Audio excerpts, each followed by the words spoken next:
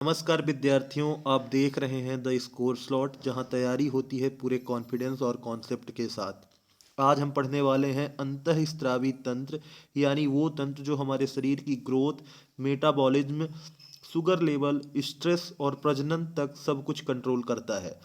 अगर आप SSC, railway, MPPSC, UPSC या बोर्ड एग्जाम की तैयारी कर रहे हैं तो ये टॉपिक बहुत ही महत्वपूर्ण है। तो चलिए शुरू करते हैं बिल्कुल बेसिक से, एक एक शब्द का मतलब समझते हुए। तो सबसे पहले बच्चों हम देखते हैं कि अंतःस्रावी तंत्र क्या है, परिभाषा क्या है इसकी। अंतःस्रावी तंत्र शरीर की उन ग्रंथियों का समूह है जो नलिकाहीन होती हैं और हार्मोन को सीधे रक्त में छोड़ती हैं।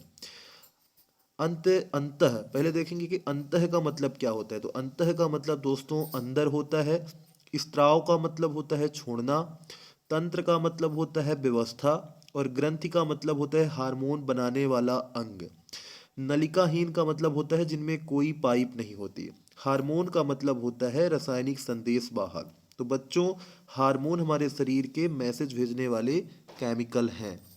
जैसे यहाँ पे लिखा है अंतःस्रावी तंत्र उन ग्रंथियों के समूह जो नलिका विहीन होती हैं, हार्मोन बनाती हैं, हार्मोन को सीधे रक्त में छोड़ती हैं, उन्हें अंतःस्रावी तंत्र कहते हैं। हार्मोन क्या होता है बच्चों? हार्मोन रासायनिक संदेश वाहक होता है। शरीर के वृद्धि, विकास, चयापचय, प्रजनन आदि को नियंत्रित करते हैं। ठीक है बच्चों, इसी के साथ आगे बढ़ते हैं, ग्रंथियों के प्रकार के बारे में समझते हैं कि ग्रंथियों के प्रकार कौन कौन से होते हैं।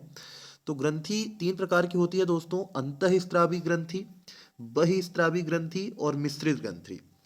अंतःस्रावी ग्रंथि दोस्तों नलिका नहीं होती है, और बहिस्रावी में नलिका होती है। मिश्रित ग्रंथि में दोनों कार्य करती हैं, नलिका भी और नलिका नहीं भी। अंतःस्रावी ग्रंथि के कुछ उदाहरण है: प्यूटरी थायराइड, प्यूटरी ग्रंथि, थायराइड ग्रंथि। बहिस्रावी में लार ग्रंथि और मिश्रित ग्रंथि में अग्नाशय।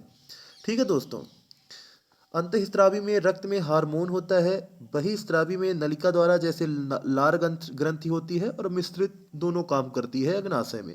ठीक है दोस्तों, इसी के साथ हम आगे बढ़ते हैं। प्यूटरी ग्रंथि के उसमें चलते हैं कि ये कहाँ पाई जाती है। इसे मास्टर ग्रंथि के नाम से जाना जाता है दोस्तों। मस्तिष्क के नीचे पाई जाती है ये, क्योंकि ये बाकी ग्रंथियों को नियंत्रित करती है, इसलिए इसे मास्टर ग्रंथि कहा जाता है। ठीक है दोस्तों, इसके कुछ मुख्य हार्मोन हैं। जैसे पहला हार्मोन है एसटीएच। ये वृद्धि हार्मोन है बच्चों। इसकी कमी से बौनापन होता है और अधिकता से दानवाकार हो जाता है इंसान। ठीक है दोस्तों, इसके बाद दूसरे हार्मोन की ओर चलते हैं, टीएसएच। टीएसएच हार्मोन है जो थायराइड को नियंत्रित करता है।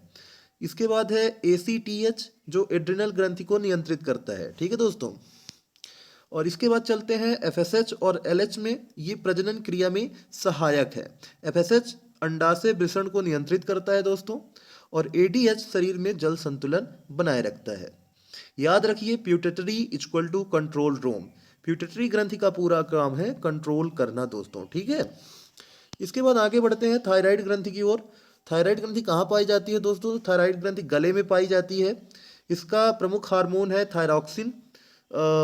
इसका कार्य होता है मेटाबॉलिज्म, शरीर की ऊर्जा और मानसिक विकास, शरीर का चयापचय नियंत्रित करना और वृद्धि और मानसिक विकास। इसके बाद आगे बढ़ते हैं दोस्तों।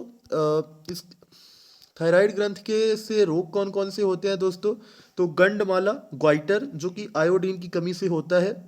हाइपोथायराइडिज्म जो कि कम हार्मोन के कारण होता है। हाइपरथायराइडिज्म अधिक हार्मोन के कारण होता है। हाइपो होता है कम हार्मोन और हाइपर होता है अधिक हार्मोन। जैसे आप बोलते हैं हाइपर हो गए, अधिक हो गए, तो उसका मतलब वही है। थायराइड खराब तो पूरा शरीर स्लो या तेज हो जाता है, ये आप ध्यान रखेंगे। इसके बाद आगे बढ़ते हैं पैराथायराइड में। पैराथायराइड ग्रंथि, पैराथायराइड ग्रंथि थायराइड के पीछे पाई जाती है।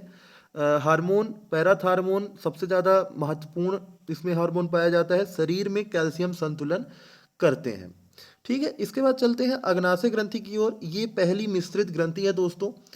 इसके प्रमुख हार्मोन हैं इंसुलिन और ग्लूकागॉन। ठीक है दोस्तों, रक्त में शर्करा का नियंत्रण करता है। मधुमेह रोग इंसुलिन की वजह से होता है, जो कि अग्नाशय ग्रंथि में पाया जाता है, ये आप ध्यान रखेंगे।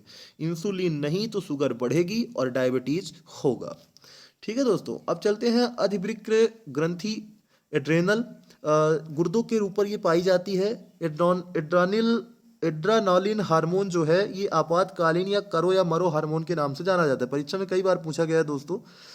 और इसमें एक और नॉर एड्रेनलिन हार्मोन पाया जाता है। कार्य होता है डर तनाव में सक्रिय होता है ये, हृदय गति बढ़ाता है। एड्रेनालिन मतलब इमरजेंसी हार्मोन। ठीक है दोस्तों, इसके बाद हम आगे बढ़ते हैं जनन ग्रंथियों की ओर। जनन ग्रंथियों में वृषण है, वृषण जिसमें हार्मोन है टेस्टोस्टेरोन, पुरुष लक्षणों का विकास करता है ये। स्त्री में अंडाशय हार्मोन है एस्ट्रोजन प्रोजेस्टेरोन, कार्य होता है द्वितीय लैंगिक लक्षण, स्त्री लक्षण में मासिक चक्र। ठीक है दोस्तों, इसके बाद आगे बढ़ते हैं, देखते हैं कि हार्मोन के मुख्य कार्य कौन से होते हैं। तो वृद्धि नियंत्रित करना, चयापचय नियंत्रित करना, प्रजनन नियंत्रित करना, जल संतुलन बनाए रखना, तनाव में शरीर की रक्षा करना। ठीक है दोस्तों, अब आगे बढ़ते हैं महत्वपूर्ण बिंदु की ओर, देखते हैं कि प्यूटेटरी ग्रंथि क्या है। ये मास्टर ग्रंथि है दोस्तों। इंसुलिन शर्करा नियंत्रक है, शुगर नियंत्रक है। एड्रेनालिन इमरजेंसी हार्मोन है, थायराइड आयोडीन से संबंधित है। ठीक है दोस्तों, और हार्मोन रासायनिक संदेश वाहक है। तो विद्यार्थियों, आज हमने अंतःस्रावी तंत्र को बिल्कुल बेसिक से लेकर एडवांस तक समझ लिया। अगर आपको ये क्लास उपयोगी लगी हो तो वीडियो को लाइक करें, अपने दोस्तों के साथ शेयर करें और चैनल द स्कोर स्लॉट को सब्सक्राइब जरूर करें। पीडीएफ और नोट्स के लिए टेलीग्राम लिंक डिस्क्रिप्शन में दिया गया है। याद रखिए, कॉन्सेप्ट स्ट्रांग तो एग्जाम लॉन्ग। मिलते हैं अगली क्लास में, तब तक पढ़ते रहिए, आगे बढ़ते रहिए। जय हिंद।